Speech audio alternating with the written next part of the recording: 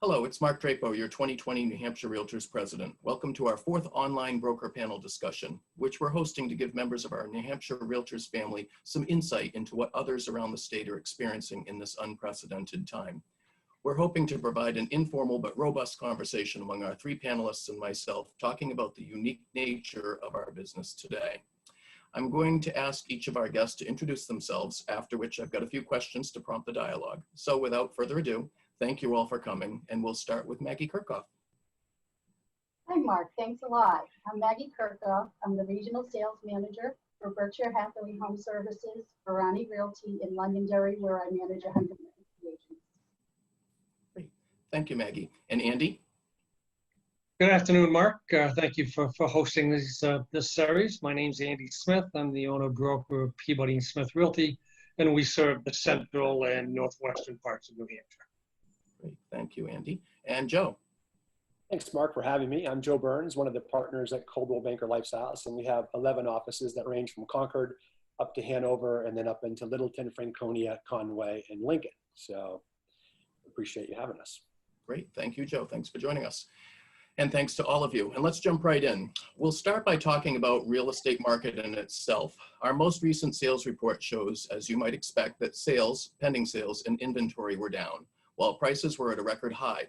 Meanwhile, a survey of the New Hampshire Realtors this week showed a couple of interesting things. One, the percentage of our members who have seen no recent coronavirus impact to their business nearly doubled since our last survey a month ago. It went from 18% to 35%. And two, only 14% of our members are less hopeful about the market than they were a month ago. So with that said, what's your level of optimism for the market, short-term, long-term, or both, and why? And I'll jump in with just a quick overview from the Lakes Region Board. Yeah, overall, the sales year to date are down about 7% in residential sales for the Lakes Region marketplace. From a company-wide, we're down just a little less than that. And we're certainly seeing the pressure on inventory. And as much as the COVID has certainly made things different and challenging, it really hasn't affected the buyer demand in our marketplace. Buyer demand is very strong. It's complicated the selling of properties, and some sellers are holding back, whether it's they need to travel to find a replacement property, or they're just uncomfortable putting a property on the market with the pandemic. That's affected us more than anything.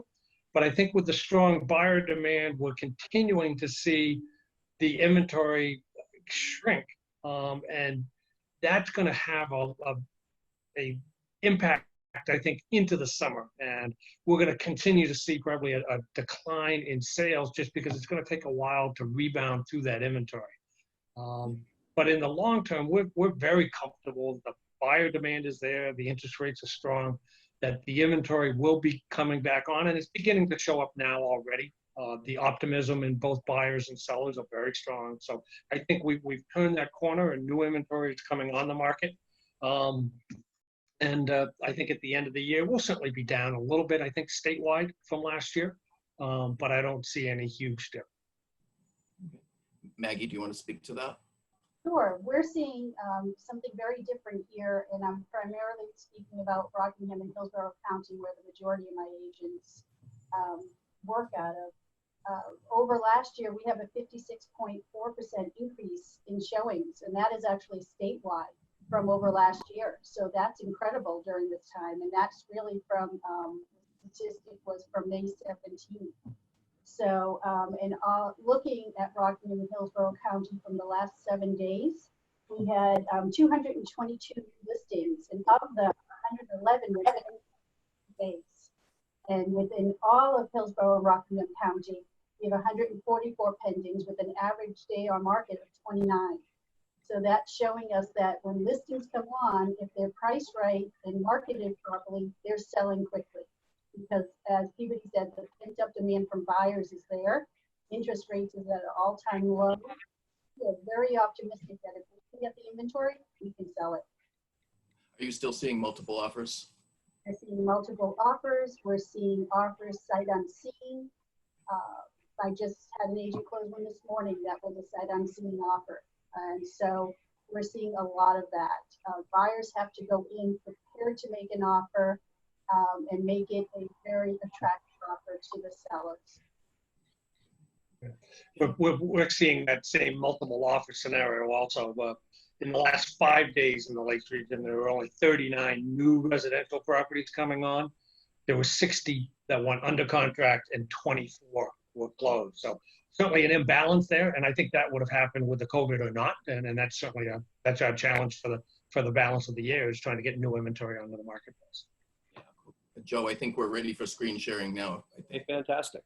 I just ran some numbers on the state of New Hampshire this morning through April and May, just kind of analyzing what's been happening in the 2 months that we've been most affected by things. And you can see we were down 40% statewide in new listings, which is, you know, pretty dramatic over those 2 months. The solds, we were down 29%, and that's about 807 sales.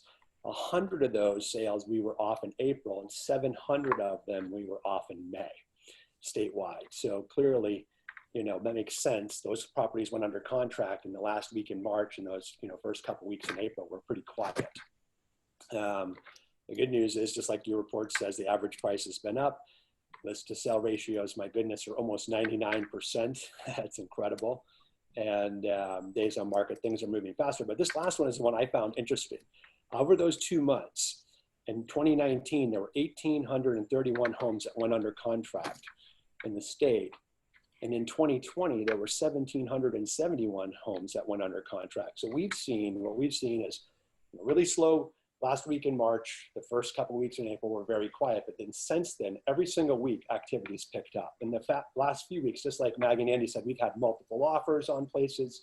It's been absolutely an incredible market. So I think, you know, we're poised to answer your question about long-term, maybe 6 to 12 months. I think we're going to have a very good next 6 to 12 months, as long as we don't get a resurgence of COVID. I think if we were to open again and then shut down and go back to stay at home, that could change the market. But otherwise, it feels like we're on a good trajectory right now. Interesting.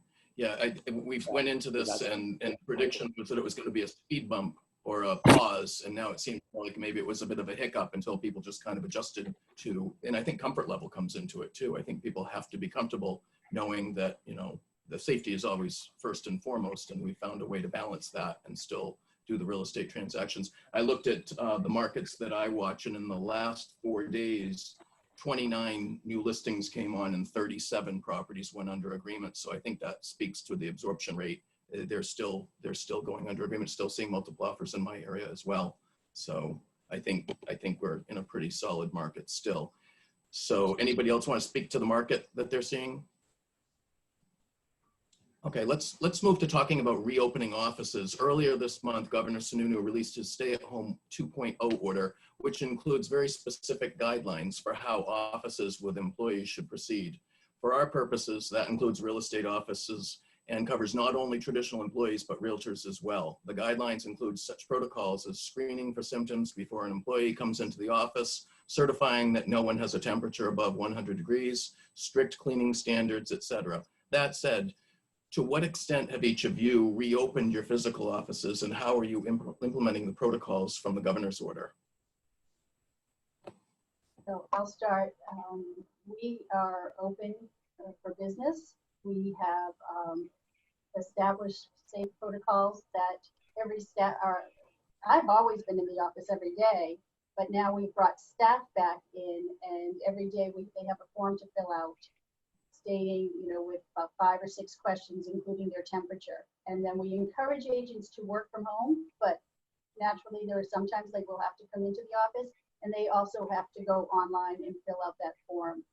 We encourage them when they come in to wear masks and gloves, and every office every 2 hours is wiped down, and then we have a cleaning service that totally disinfects in the evening. So we set up these practices right from the beginning when stay-at-home started, and we've been doing it, well, the cleaning part ever since. We follow up a similar thing. always had the offices open to the agents with limited staffing. But we've encouraged the agents to work from home whenever they can. But if they needed to come in and print something or bind something or get something that was in the office, they do. But they're not hanging around. I think as an industry, we both were prepared for this. We've got a lot of remote tools. It's worked very well. And I think across the board, the Realtor organization has done a great job with whether it's Zoom meetings, protocols for showing houses, things like that. The protocol, we've upped the cleaning protocol, of course. We do have all of the agents, whether they're coming into the office or not, or if they're interacting with the public showing property, we do have them fill out the form and certify that they've been feeling well and that their temperature is below the limit. Joe? So our offices have been closed. We've been closed since April 1st and right around then. And we are having lots of discussions on how to reopen. One of our things is our offices our physical plants are very different. Like our Concord office is wide open, modern office. And our Franconia office, everybody has a private space. So we kind of see opening back up maybe in a hybrid where something like our open office concept Concord agents may have certain days assigned that they can spend hours at the office to work. But I think clearly we're also waiting for just guidance from what the governor's going to set for protocols, in the next few days, and then take his lead from that. But we, our primary source was to keep everybody safe and healthy. So we've been closed. Yep, that's the primary goal. As we all know, open houses are still prohibited under the governor's original stay-at-home order, and naturally there's been a shift in the way that we show homes, whether it be virtually or in person with social distancing and safety measures in place. What has been working and not working with your companies? I'll jump in on that. Certainly the technology has played a big part, from Matterport tours to live FaceTime meetings, walkthrough with buyers. Like Maggie said, people are buying homes without actually physically going in them now, which is, we've done that occasionally in the past, but it's becoming much more the norm. So better photography, more video, more live streaming. The buyers are appreciative of it. The agents are buying into the flexibility of that. I think the vast majority, before we go to closing, the buyers are actually getting into the homes. But one, with the inventory challenges, and two, with the ability to really walk through a house and get a feel for it through the technology, buyers aren't quite as compelled, and they're more comfortable getting into the game quicker and making offers. We were really lucky. My business partner's a tech savvy guy, and he bought a Matterport camera 5 years ago. We bought our second one last July. So the last 45 days, they've been getting heavily used. But we had an agent, we've been doing, our Zoom meetings like everyone has. And one of our agents brought up the Marco Polo app. So this week on Friday, we're having a Zoom meeting just to train the entire company on how to learn the Marco Polo app, much like a FaceTime service. So I think agents have been utilizing the technology. The one thing I think in general, if you look at realtors as a whole, like we always been talking about video for a lot of years, but most of us haven't done it and adopted it. And I think now is the time that, like, every realtor, if you're a realtor in the business, we all have to learn how to do video and make videos or hire people to make videos, because these customers, they want them, and it just helps us become more effective. If people can watch a video, watch a Matterport tour, see all the photos, it's just going to make us more effective for our clients moving forward. So I think video is going to play a really big role in all of us learning how to adopt it into our business practices. Maggie, anything? Absolutely. We were just speaking beforehand about how, our industry is a little bit older, seen as a little bit in our ways, and this has forced agents to reinvent themselves. And I've seen agents in the business 20, 30 years just embrace the technology and the use of all the virtual. We have come up with a virtual home marketing system so that the agents are embracing that from the first visit with the seller to make, and that's obviously on the listing, making some priority of what they're comfortable with and how they would like to proceed with their home, and then adjusting their marketing to that. So whether it be block showings on just for a couple hours on 1 or 2 days, for the virtual tours, the Matterhorn, the 3D, all of that, and they are using it. And buyers like seeing that. They like really seeing the home from the comfort of their home now and getting a sense of it before they walk in the door. Yeah, that came up in the past few broker panel discussions, was that the trend prior to the COVID-19 was that buyers wanted to get into everything that was remotely interesting to them. And now they're really, really digging into the technology to do all their due diligence, drive-bys, get as much information about the property, and then they're really whittling the list of what they actually need to go into down to very few. And Lawrence Yoon commented on that as a national trend as well. So that's interesting to point out. You still seeing that? Absolutely. The only thing that buyers have to get used to is the fact that they have to do this quickly because homes aren't staying on the market long enough. That's right. We've prepared a customer and client guidance pamphlet that we send out ahead of time to buyers to help encourage that you know, that they may not, one, get the chance, or it may be a limited opportunity to get into all of the houses that they want to see. So we've sent out that guidance ahead of time, and the agents and the buyers are having that conversation. Maybe that it might have helped to have that conversation years ago when the buyer wanted to see 38 houses. But it is working now, and the dialogue is being very well received on both sides. I think the buyers appreciate it. The sellers appreciate that we're having that dialogue, so they're just not having random people come through their house. People who have looked at it, maybe walked through it on the Matterport tour, maybe did a drive-by if that was possible. And so I think everybody's appreciating it, and we're seeing cooperation on all sides. Great. Joe, anything to add? I just think it saves everyone time as well. You know, all the realtors, it's saving realtors time, it's saving our sellers, our clients time, and ultimately it's saving our buyers time as well, because they're doing a lot more due diligence up front. They're reading the disclosures, they're taking the tours, and it's saving everybody time. And really, that's one of our most valuable assets is our time. I don't know, but one of the things we're seeing is our fall throughs are less right now than they were at the beginning of the year, when buyers were rushing into a home for 15 minutes, coming out, making offers, and then going back in during home inspections and realizing it wasn't the home that they thought it was. Now they really get to look at the home, all they want online, and through the tours and all, and I think they have a better sense of the home when they actually see it. So we're seeing fall throughs less, which we appreciate. Yeah, good point, Maggie. So changing gears a little bit, another recent development from the governor's office is part of Order 19 pertaining to licensing, among other things. Exhibit H to Order 19 states that all continuing education requirements are waived for anyone whose real estate license was to expire between now and the end of the year. Considering all the changes that are going on in the industry, how are you encouraging your agents to stay up to speed? We were very fortunate. We do. I'm sorry. No, go ahead, Maggie. We're very fortunate. We have an education department because we're such a large company, and Monica McGillicuddy is the director of that. And for some reason, we tell her she has intuition.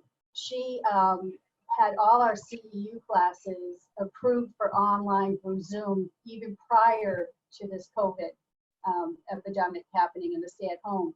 So our agents were used to going on Zoom and doing CEUs.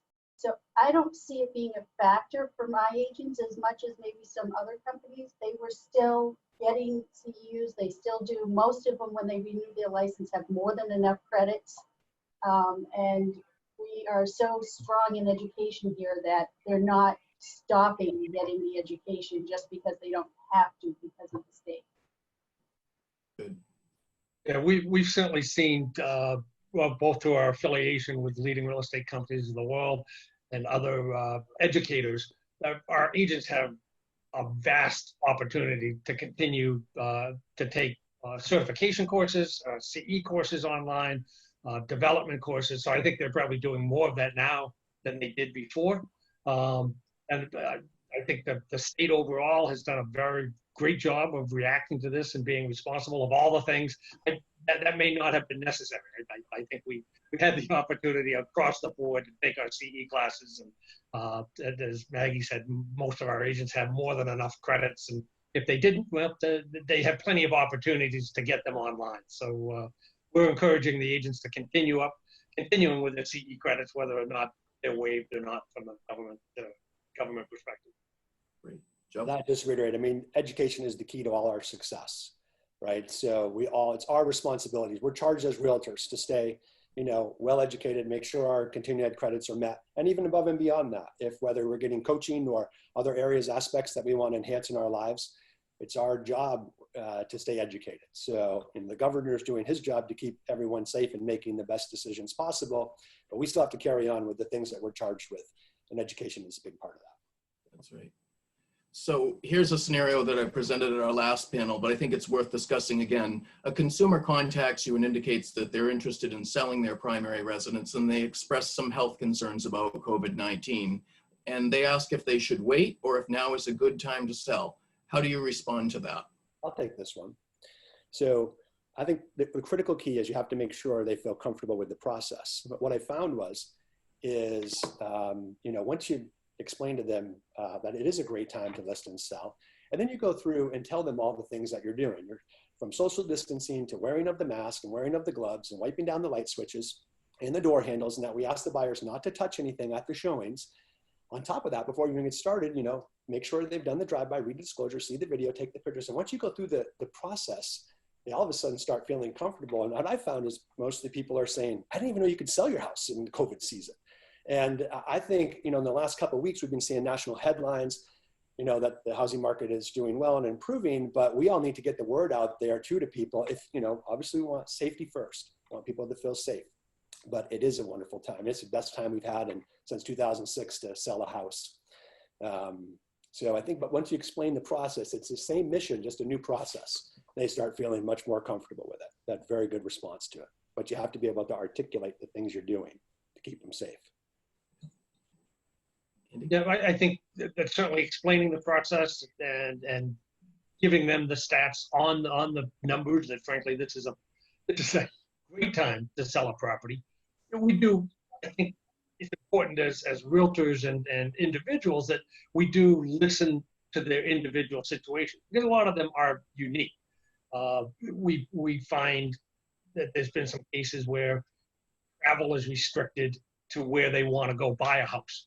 It may not be the perfect time for the sellers to go and make that transition to Arizona because they're not going to get on an airplane or they're not feeling comfortable traveling at all to do the purchasing on the other end. So I think it's listening to what their situation is, certainly explaining that, yes, from a market standpoint, this is a great time, but if your personal situation is just not good for you, then you might just want to hold off. It's really being empathetic and listening and making sure they have all their options. Maggie?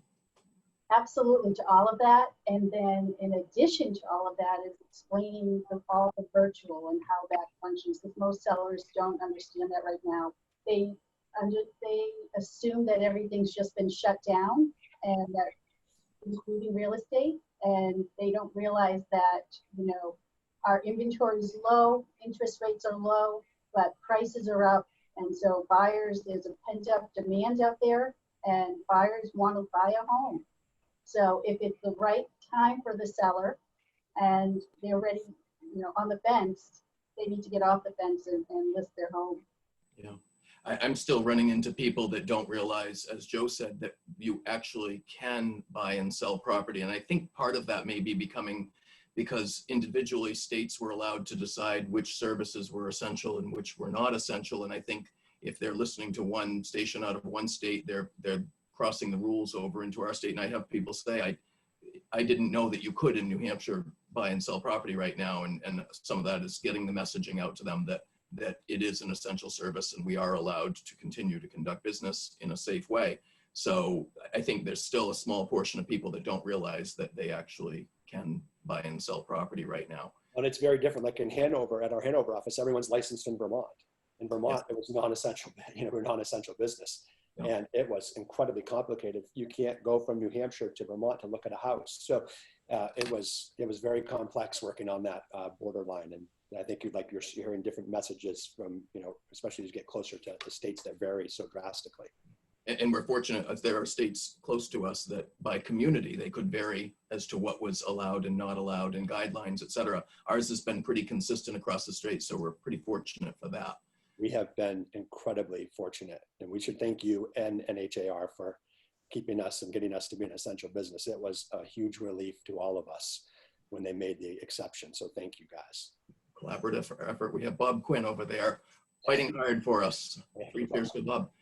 So considering the significantly expanded roles that homes are playing in our lives today, there are offices, our gyms, our children's classrooms, et cetera. Are you seeing any changes in terms of what buyers are looking for and features in homes? Do you anticipate that to become a trend, like dedicated workspaces? People may be deciding now that they've spent so much time in their home that they need more space, less space, more yard. Are you seeing any kind of trends as far as that's concerned? Not Our market has primarily been a second home resort vacation market for quite some time. And we are seeing a couple of changes. Generally, it's I-93, Greater Boston feeder market. But we are seeing that they're more anxious now to move up this. So it's the same demographics and it's the same use of the home, but they are looking for maybe where that home office is going to be, and they are looking to move their decision up. So we're seeing a big influx of maybe people who were 3 or 4 years away from retirement saying, you know what, I don't want to wait any longer. So we're seeing an urgency increase, but we're also seeing people saying, you know what, I've been zooming out of my wife's walk-in closet for the last 2 months. So yeah, where's my office going to be? And they are looking for that extra space. And you know, where maybe downsizing was the trend over the last couple of years, they're now looking for just a little bit more space, because it does say, well, if I'm going to move up my retirement, I found out that I actually can work remotely. My company may encourage me to work remotely more in the next coming years. So that's a shift both in urgency and the space requirements of the home. Yeah. So- Sorry, Maggie, go ahead. There's a desire for that typical open concept that buyers have always wanted, yet now they're stepping back saying, wait, where's my defining spaces for work, play, studying for the kids? So we are seeing that juggling right now of what's more important to them. We've seen some people wanting to move a little more to self-reliance too. And just obviously solar hasn't gone out of style, but just asking about those things and much more garden space and areas to do some farming on. And I think, you know, we should consider as an organization, maybe we should have an internet clause on our contingency list under inspections in our rural areas, internet's a big deal. And it can be different from one provider to the next. And some of these people just aren't aware of it. And, but it's going to be a major, you know, concern moving forward is internet speed for people it's like Andy said, we're having people that call that want to come up here. I'm like, okay, your office is closed till January. You want to have a home in New Hampshire. That's great. And you're going to work from home. Okay. Well, you have to check the internet in all these towns because they're not all the same. It's not a luxury anymore. It's a necessity. It's a necessity. Can anybody speak a little further to the second home market as far as what you might be seeing in the second home market, other than the fact that people are using them? We're in the season, but we're getting lots of calls. We have literally just the folks from Mass who are closed till office is closed till January. They want to come up. I have other folks that are. We have some lake buyers and multi-million-dollar lake buyers that want. It's all price ranges really, and I think it's much. You know, like after the terrible tragedy in 9/11, we saw people kind of flee to the country, and we've said that from the beginning, and the phone's starting to ring, and people are going to want to come up and get their little, you know, they just want some more space. It'd be tough to stay at home in a city right now, I think. So we're certainly seeing that on all price ranges in all of our markets, and frankly, our land sales have spiked up considerably. That's been very, very active.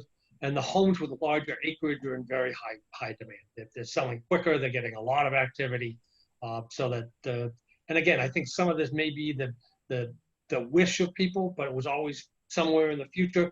The urgency is there now, saying, you know what, life's short. We're not going to wait any longer. We want to go ahead and get out of New York, get out of Connecticut, come up. Andy brings up a good point too with land sales. We're seeing the same thing, and I really think that this could spur new building for us. You know, if you think about the price of homes have been rising in New Hampshire over the past number of years. Now, new home construction never went down through the recession. It just kept getting more and more expensive. But the delta between building a new home and buying a home has shrunk. And so these people that are moving up from the city just kind of want what they want. And I believe that's probably going to spur some new building for us, which has been, you know, in general, I'm not sure about Maggie down south in southern New Hampshire, maybe it's been busy, but up here it's been slower. But I think it's really that could really start to take off for us. It's interesting because I think on the past two broker panels, we've heard that land sales has been really taking off. So that apparently is a trend that we'll expect to see. Maggie, you have anything you'd like to add? And you've got some second home.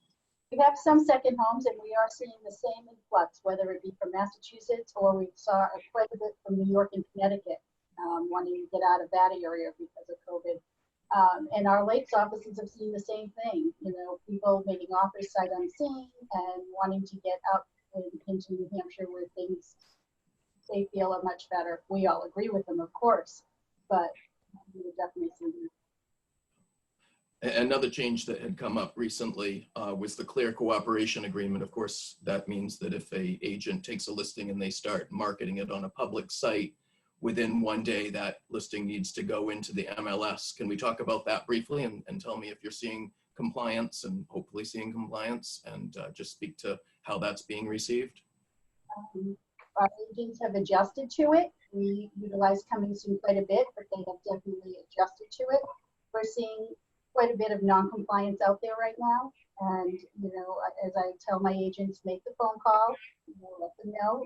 Some people, believe it or not, unfortunately, some agents aren't aware of the changes. So, you know, they need to be told. But we are seeing some non-compliance. We've made a few adjustments in our policies and processes, but it really hasn't affected it. We haven't been overly aware of any non-compliance in our marketplace. We started following it right away last November when they changed it, and, you know, started communicating it early on with our agents. So it's great that, you know, we got the final clarification on exactly how it's going to work for us here, and I think everyone's been, you know, adopting it and practicing it. Good, glad to hear that. You know, for our company, anyways. Have you adjusted your own marketing and advertising in light of the coronavirus crisis? Have you made any adjustments in that area? We do a lot of print advertising still, and you know, it started out 7 weeks ago. We just took all the houses out of the ads and just made a message about positivity and staying positive. Then after a few weeks, we turned it into agents, just our agents, no houses, and it said, you know, we're in this together, and we ran that for a few weeks. And then for about 3 weeks, we've been doing ads on hometown heroes, from the grocery store clerks to our nurses to the firemen and police. And people have called us and been like, thank you for featuring me in the ad. That was so kind. We've been doing it on social and in print, and it's really been well received. But in the last 2 weeks, we've changed our marketing where it says, now's a great time to list and sell. You know, it's a new process, same mission. And our goal is to keep you safe, but it is a great time. So we're just trying to let people know, you know, if you're thinking about it, it's a great time to explore it. So our marketing has totally changed. Having been around long enough to have been through a couple of cycles and sometimes not reacting quickly enough, we were pretty quick to look at what was really essential to us to continue in February, March, and April. So we made some adjustments, and we also found what was working and what were people responding to. So we've actually increased our social media and our social presence considerably. The message has been some educational on both from a market standpoint, that the market's still very strong, and that fact that we are, as an industry out there, we are an essential business and that we can still assist you. So we changed the message quite a bit, and we changed the venue, and we found it's still been very well received. So we don't do any print marketing at all. All of ours is digital, social media. And so we have just changed some of the focus, like Joe said, away from homes and into how's everyone doing, and the personal experience with how people are handling the COVID. But our agents are intermingling that along with the home sale marketing, and it's working. That's a good point. I was on an NAR Facebook live event, and they said, you know, early on, we were all probably experiencing that little slower season while people kind of got their bearings. They emphasized it's a great time to do education. It's a great time to reach out to your past clients and customers, and, you know, they'll remember that. Just reach out, make sure they're okay, you know, and that speaks volumes to the character of the realtor, I think. So, go ahead. And we've also introduced a good neighbor system for them in some cards and such that they can send out. So, and that's been well embraced. Great, great. So normally we kind of all get together in a conference room at one committee meeting or another, and we don't have that anymore. So do you have any questions of each other? Because you haven't seen each other for months. So open the floor to whatever you want to talk about. I want to just take a minute to thank you, Mark, for I'm sure when you stepped up to be the 2020 president, you didn't have a global pandemic on your playbook.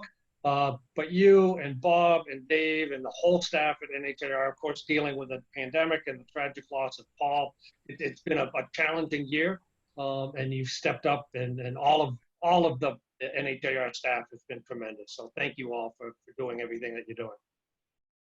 Thank you.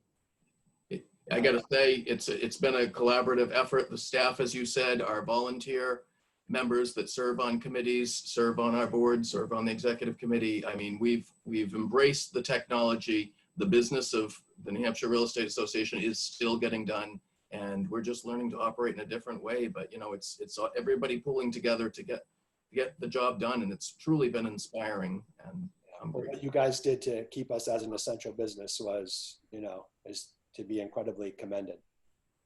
Well, we all would have felt that if that hadn't changed.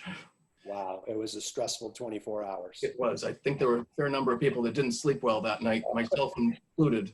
I want to thank everyone for participating today and for helping us to share our experiences with our members. I think it's important for the New Hampshire Realtors to know that we're truly in this together, and together we're going to get through it. Thank you, Maggie, Andy, and Joe, and I look forward to doing this again. Please be safe and stay well.